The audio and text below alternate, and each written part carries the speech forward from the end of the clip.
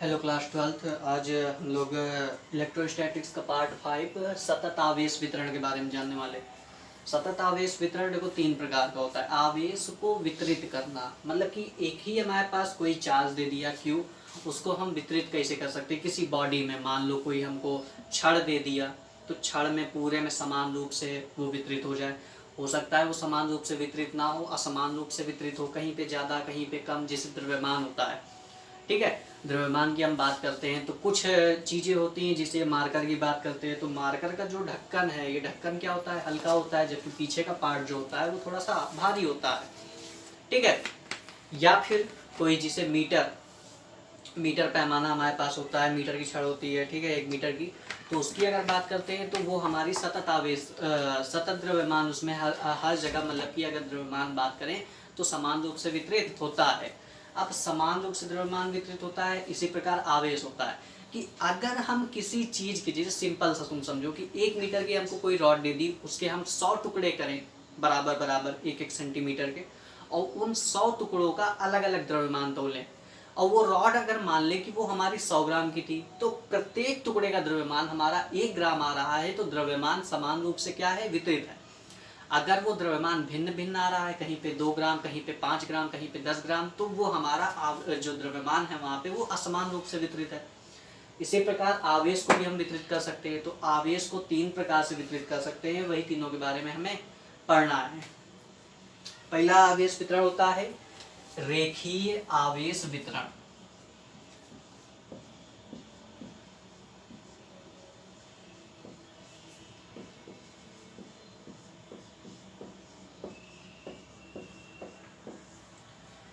तो सतत आवेश वितरण में इस चीज को लिख लेना कि सतत आवेश वितरण में क्या होता है कि आवेश को समान रूप से किसी भी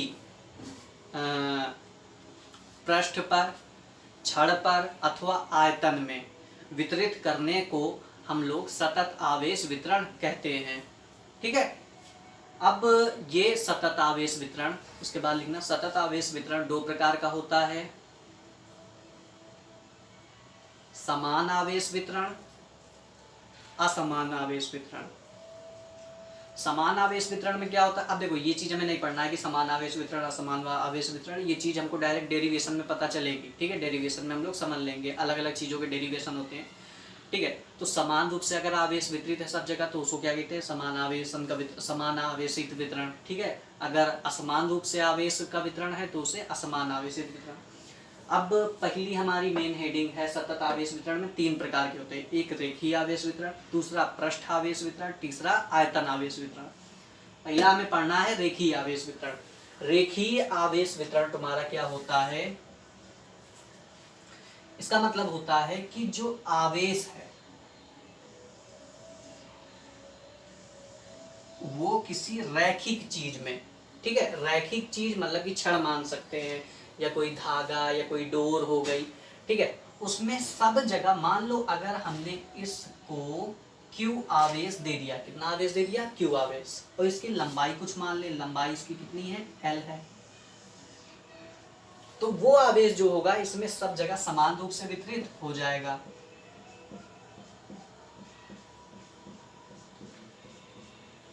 अब सब जगह ये समान रूप से वितरित हो गया।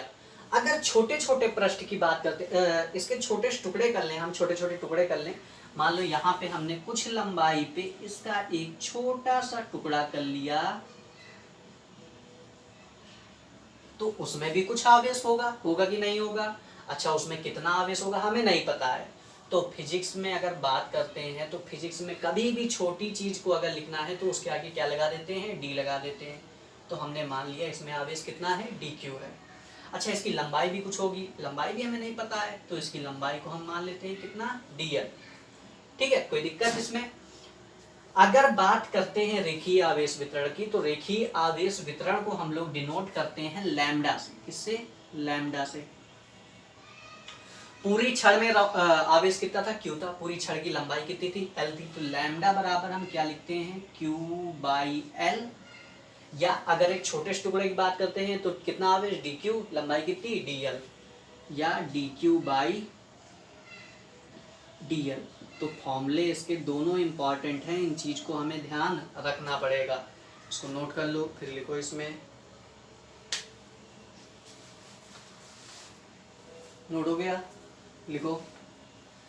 किसी पृष्ठ में किसी क्षण में समान रूप से आवेश वितरित करने को हम रेखीय आवेश वितरण या रैखिक आवेश वितरण कहते हैं।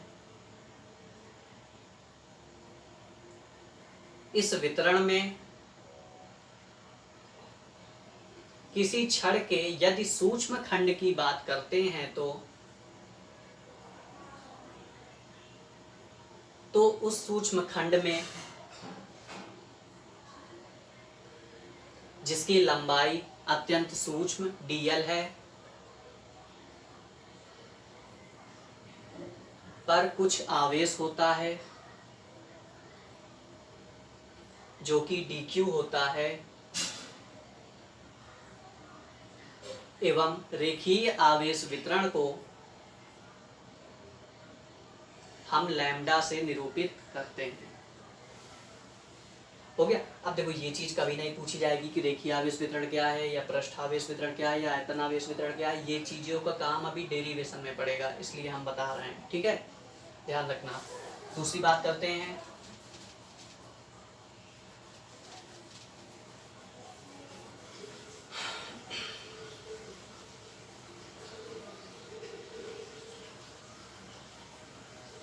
पृष्ठ आवेश वितरण की।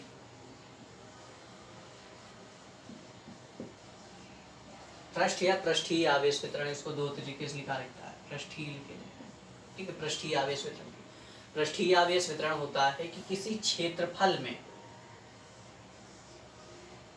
क्षेत्रफल उसमें केवल हम लंबाई की बात कर रहे थे। क्षेत्रफल में क्या होता है, लंबाई भी होती है तुम्हारी, कुछ ना कुछ चौड़ाई भी होती है। ठीक है, अगर हम कंसीडर करके चलें, इस क्षेत्रफल को हमने कितना आवेश दे दिया, q आवेश दे दिया।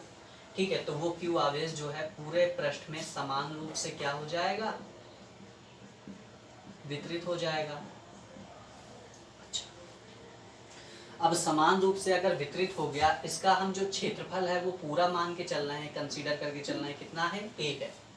ठीक है, 1 है वो मान रहे हैं। एरिया है तो एरिया को ए से डिनोट करते हैं। ठीक है, अच्छा, अगर हम इसके एक छोटे से पृष्ठ की बात करें, हमें नहीं पता कितना पृष्ठ लेना है, मान लो हमने इतना सा पृष्ठ निकाल लिया। अब अगर इतने से पृष्ठ की बात करें तो यहाँ पे कुछ आवेश होना चाहिए। तो कितना मान लिया हमने, dq आवेश मान लिया। इसका कुछ क्षेत्रफल भी होगा, जाहिर सी बात है, तो इसका क्षेत्रफल कितना मान लेते हैं, dA मान लेते हैं। इस पृष्ठीय आवेश वितरण को हम निरूपित किससे करते हैं, सिग्मा से निरूपित करते हैं। सिग्मा बराबर फॉर्मूला क्या होता है, q/a, मतलब कि जो आवेश है बटे पृष्ठ का क्षेत्रफल, या सूक्ष्म क्षेत्रफल की बात करते हैं तो वो कितना होता है, dq/dA। ठीक है, इस चीज को नोट कर लो। लिखो इसमें, किसी पृष्ठ पर समान रूप से आवेश वितरण को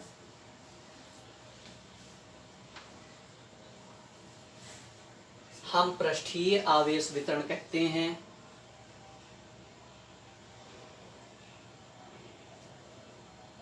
संपूर्ण क्षेत्रफल में पृष्ठीय आवेश वितरण को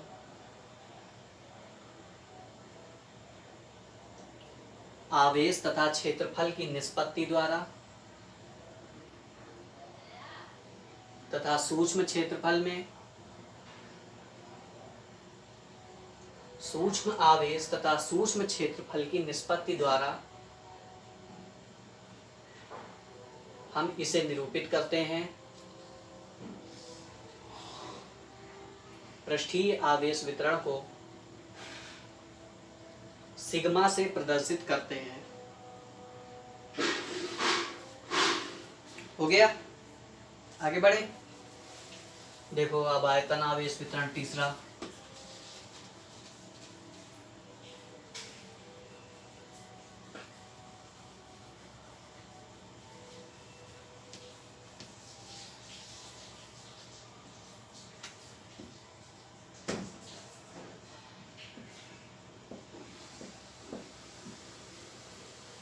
थर्ड नंबर है तुम्हारा आयतन आवेश वितरण।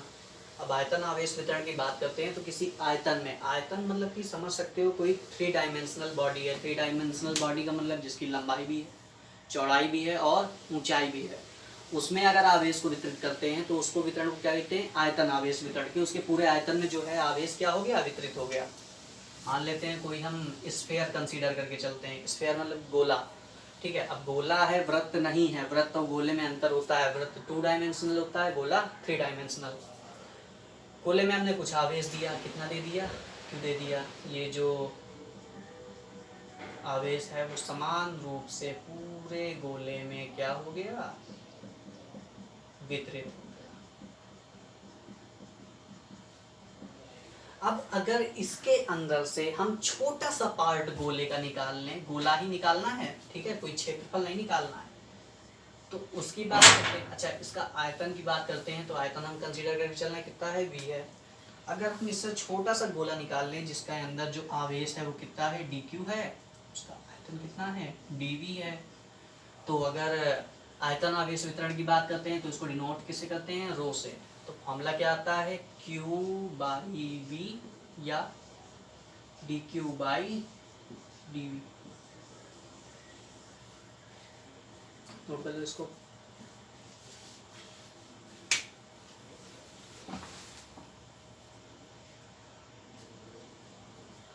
लिखो इसमें किसी आयतन में आवेश के समान रूप से वितरण को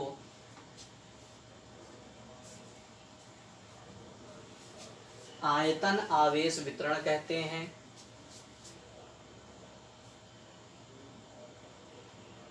तथा यह उस आयतन में उपस्थित आवेश तथा आयतन की निष्पत्ति के बराबर होता है। आयतन आवेश वितरण को हम रो से प्रदर्शित करते हैं। किसे, रो से प्रदर्शित करते हैं। ठीक है, हो गया, कोई दिक्कत। चलिए आगे बढ़ते हैं अब डेरिवेशन पे कि डेरिवेशन इसका यूज कहाँ पे है, काम कहाँ पे आएगा। देखो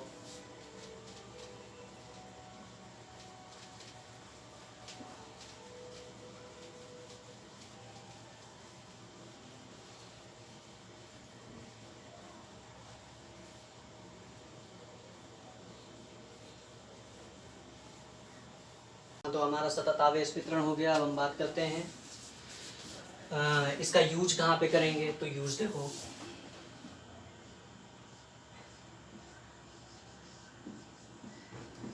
किसी आवेशित क्षण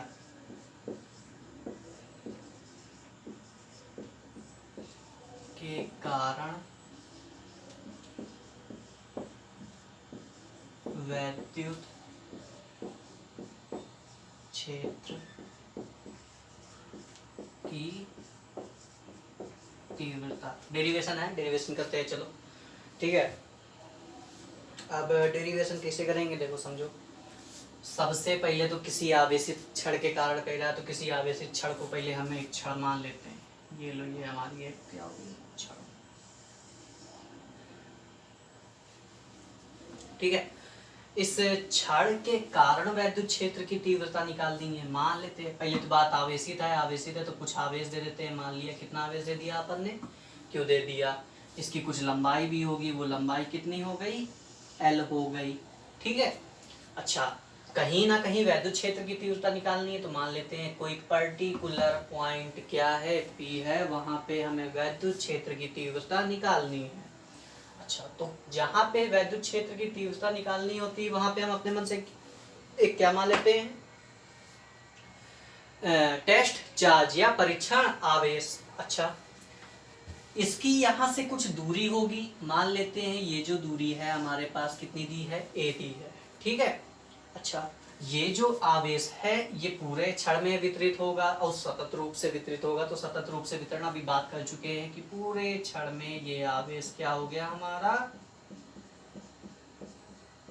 वितरित हो गया। बात करते हैं वैद्युत क्षेत्र की तीव्रता की। वैद्युत क्षेत्र की तीव्रता जो हमने निकाली थी, वो वैद्युत क्षेत्र की तीव्रता अगर हम निकालते हैं तो किसी आवेश के कारण निकाल सकते हैं। वो भी कौन सा आवेश होना चाहिए? बिंदु आवेश। बिंदु आवेश के कारण हमें वैद्युत क्षेत्र की तीव्रता पता है। ई बराबर कितना आता था हमारे पास? 1/4 पाई एप्सिलॉन नॉट क्यू बटे आर स्क्वायर। लेकिन यहाँ पे तो आवेश पूरी क्षण में वितरित है। अब हम यहाँ से ये बिंदु ले लें कि ये बिंदु ले लें कि ये बिंदु ले लें कि ये बिंदु ले लें, कहाँ पे कौन सा बिंदु ले लें? ठीक है, तो इसके लिए क्या करते हैं, देखो समझो। सबसे पहले देखो, पृष्ठीय आवेश वितरण रैखिक आवेश वितरण बताया था। तो रैखिक आवेश वितरण में हमने बताया था सबसे पहले तो एक छोटा सा टुकड़ा काट लेते हैं। ये हमने टुकड़ा कहीं पे काट लिया, बीच में नहीं है, इस चीज का ध्यान रखना, जरूरी नहीं है बीच में ही हम ले। यहाँ पे कुछ आवेश होगा, मान लेते हैं ये आवेश कितना है? dq है।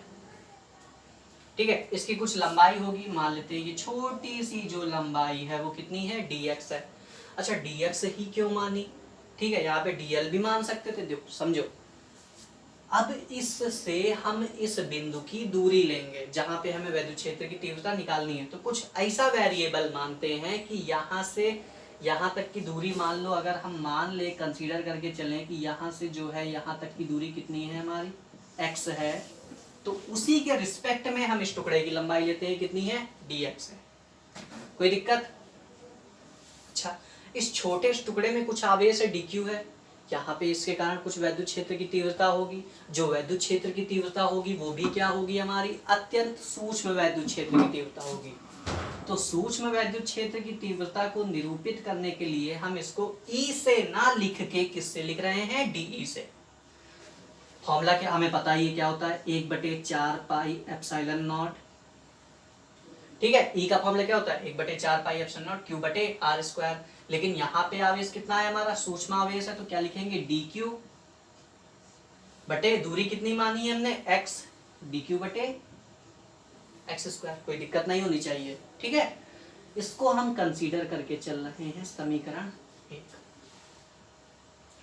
अब समझने की बात हमारे पास ये आती है कि इस छोटे से टुकड़े की बात कर रहे हैं, तो ये जो पूरी छड़ होगी वो छोटे छोटे छोटे छोटे टुकड़ों से मिलके बनी होगी कि नहीं बनी होगी? छोटे छोटे अगर टुकड़ों से मिलके बनी है तो यहाँ पे छोटा टुकड़ा, यहाँ पे छोटा टुकड़ा, यहाँ पे छोटा टुकड़ा, यहाँ पे छोटा टुकड़ा, पूरी छड़ में छोटे छोटे टुकड़े ले सकते हैं। और छोटे छोटे टुकड़ों को मिलाने को, किसी भी छोटी छोटी चीजों को मिलाने को हम क्या कहते हैं? समाकलन। तो वैसे इस वैद्युत क्षेत्र का भी हमें क्या करना पड़ेगा? समाकलन करना पड़ेगा। ठीक है, ये चित्र बनाने नहीं देते हैं, ऊपर वाला मिटा देते हैं पोर्शन। ये समीकरण ध्यान रखना, बस ये इंपॉर्टेंट है।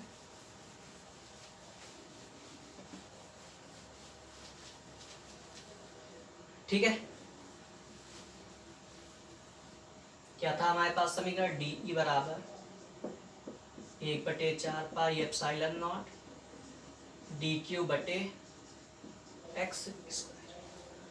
अच्छा, बात करते हैं रैखिक आवेश वितरण की। तो रैखिक आवेश वितरण में हमने बताया था कि लैम्डा बराबर अगर हम लिखना चाहें तो क्या लिख सकते हैं? इस आवेश जो हमने पूरी रॉड में दिया है बटे पूरी लंबाई, लैम्डा बराबर या तो हम लिखें q बटे l, या छोटे टुकड़े की बात करते हैं तो छोटा सा आवेश कितना? dq, छोटा टुकड़े की लंबाई कितनी? dx, या इसे लिख सकते हैं dq बाई dx। अच्छा, इसको हम देखो इसका और इसका यूज कर रहे हैं, तो लैम्डा बराबर क्या केवल dq बाई dx भी तो लिख सकते हैं। तो dq बराबर यहाँ से हमारे पास क्या आ जाएगा? Lambda into dx। इसको मान लो समीकरण 2। अब यहाँ पे लिखेंगे हम लोग समीकरण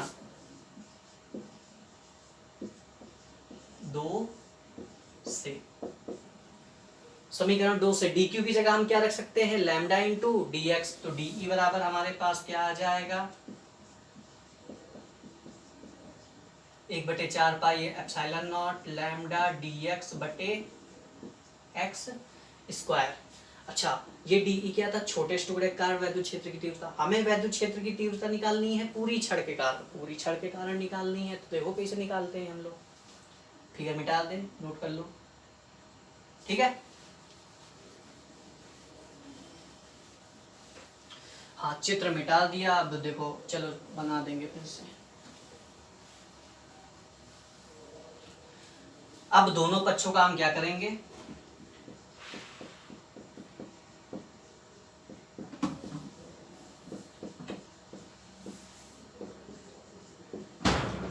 समाकलन करने। अच्छा, समाकलन में कभी भी, चलो पहले समाकलन कर देते हैं। डी ई बराबर क्या हो जाएगा, इधर 1/4 pi epsilon not lambda D x बटे एक्स स्क्वायर।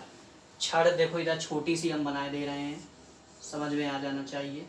ये पॉइंट था तुम्हारा पी था, ये शायद यहाँ से यहाँ तक दूरी ये थी और ये दूरी तुम्हारी एल थी।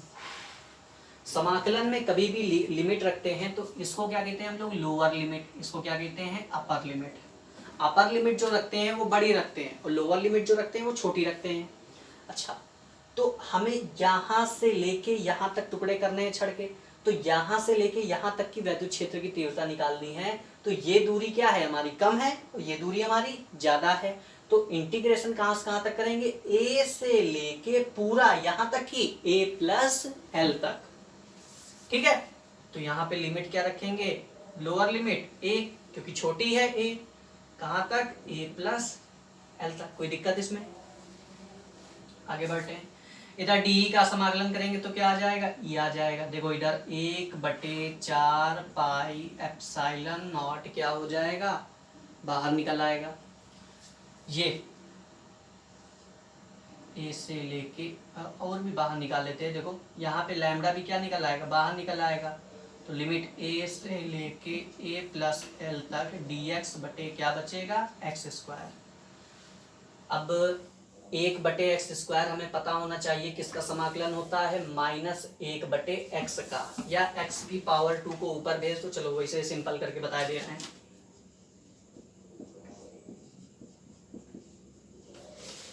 ई बराबर 1/4 पाई एप्सिलॉन नॉट लैम्डा, इसे लिखा रहने दो, x की पावर -2, ये इसको ऊपर भेजेंगे तो x की पावर -2 हो जाएगा। dx लिमिट है से a प्लस एल तक, ऊपर का मिटा दे रहे हैं, ऊपर का नोट कर लो, हो गया।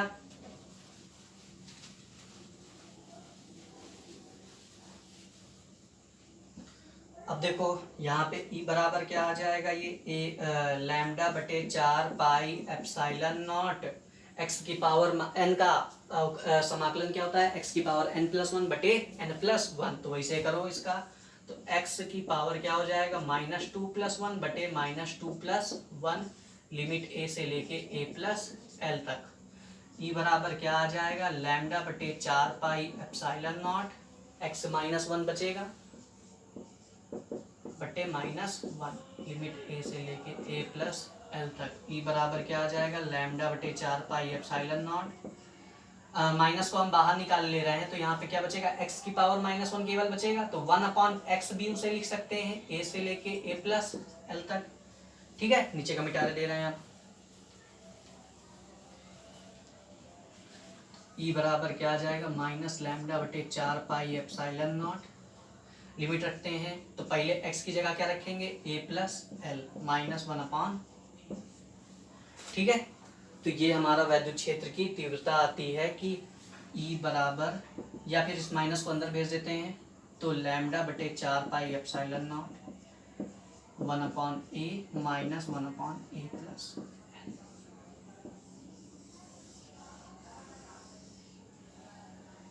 डेरिवेशन ध्यान रखना, सिंपल सा डेरिवेशन है, कोई कठिन डेरिवेशन नहीं है। ठीक है, लेकिन इसका यूज कहाँ पे होता है, सवालों में होता है। वो छोटा सा आवेश कोई दे देगा, छोटा सा आवेश देने का मतलब कोई आवेश तुमको दे देगा, कह देगा कि छड़ में वितरित है। छड़ में वितरित है तो कहाँ पे कितना आवेश वितरित है हमें मान के ही चलना पड़ेगा, कंसीडर करके चलना पड़ेगा। कि मान लो कि 2 कूलाम का आवेश है, हम मान के चलते हैं छड़ पे कितना आवेश वितरित है, dq आवेश वितरित है। ठीक है, अगर डायरेक्ट फॉर्मूला याद है, डायरेक्ट फॉर्मूला अप्लाई कर सकते हैं। ए क्या थी, छड़ के अंतिम सिरे से उस बिंदु की दूरी, एल क्या थी, छड़ की लंबाई, लैम्डा क्या रखोगे, हाँ लैम्डा बराबर समझ लो यहाँ पे क्या रखेंगे, Q/L। आवेश 2 कूलाम दिया है, छड़ की लंबाई 2 मीटर दी है, रख सकते हैं। 1/4 पाई एप्सिलॉन नॉट की वैल्यू पता है कितनी होती है, 9 × 10⁻9। तो सिंपली सवाल को जो है हम लोग सॉल्व कर सकते हैं। ठीक है, आज के लिए बस इतना ही, बाकी वीडियो के लिए हम कल बात करेंगे। ठीक है।